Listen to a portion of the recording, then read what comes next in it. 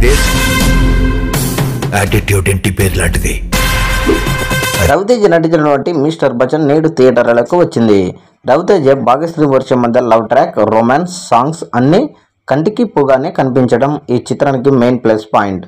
At this time అదే minus కూడా మారింది.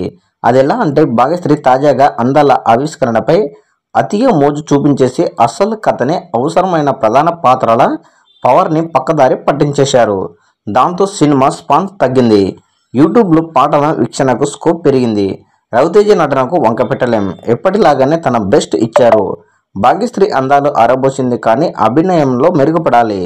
తొలి చిత్రంలోనే ఆమె సొంతంగా డబ్బింగ్ చెప్పుకోవడానికి అభినందించొచ్చు. ఇక జగపతి బాబుతో సహా అందరూ ఏదో పని కానిచ్చేశారు, కానీ పటిమ ప్రదర్శించే అవకాశం లేదనెక్కడ.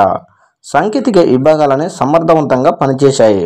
ఒక దర్శకుడు తప్ప నిర్మాణ విలువలో రాజీ లేదు. Harish Shankar regular template follow అయిపోవడంతో మిస్టర్ బచ్చన్ రొటీన్గా అనిపించేశాడు ఆడియన్స్కి. ఇప్పుడు ఫస్ట్ డే కలెక్షన్లు గమనిస్తే 2 తెలుగు రాష్ట్రాలలో 9 కోట్ల షేర్ కలెక్షన్లు, ప్రపంచవ్యాప్తంగా 15 కోట్ల షేర్ కలెక్షన్లు రాబడుతుందనే ట్రెండ్ వర్గాలు వెల్లడించాయి. సాయంత్రం నైట్ షోలు కలెక్షన్లు ఏ విధంగా ఉంటాయో దీన్ని బట్టి కలెక్షన్లు పెరిగే ఛాన్స్ ఉంది. ఈ సినిమాకి 37 కోట్ల వరకు ప్రీ రిలీజ్ బిజినెస్ జరిగింది. అంటే 32 కోట్ల షేర్ కలెక్షన్లు రాబడితే ఈ సినిమా లాభాలలోకి వెళ్తుంది. ఫస్ట్ డే ఎన్ని కోట్ల కలెక్షన్లు రాబడుతుంది? మీ అభిప్రాయాన్ని కూడా కామెంట్ రూపంలో తెలియజేయండి.